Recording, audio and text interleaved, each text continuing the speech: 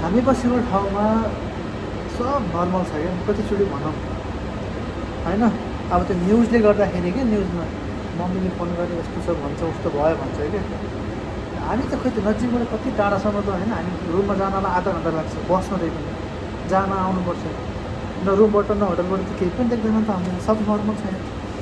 त्यही पनि अब यो माहौलमा डरको त्रास छ होइन, डर त्रासको माहौल छ। सबैभन्दा ठुलो अब यो लाइफ हो, जिन्दगी हो, जिन्दगी नै नभए त के फाइदा।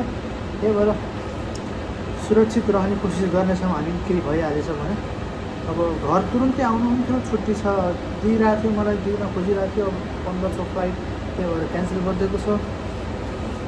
अब अन्त अब अहिलेसम्म त यहाँ त्यस्तो त्यो इरानमा भएको जस्तो, दुबईमा ग्राउन्ड सट फाले जस्तो होइन, बराहिनमा भएको जस्तो यहाँ चाहिँ भएको छैन।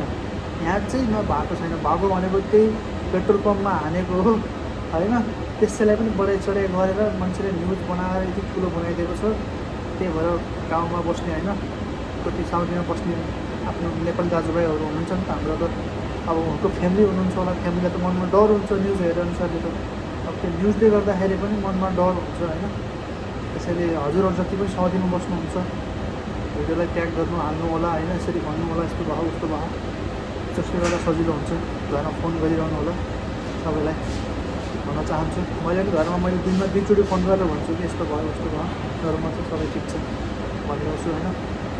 हजुरहरूले पनि भिडियो बनाउनु हाल्नु होला, सबैतिरबाट प्रायः भिडियो त हालिरहनु भएको राम्रो छ होइन, ठिक छ। अब घरमा फोन गरिरहनु, सन्देश पनि गरिरहनुपर्छ होइन।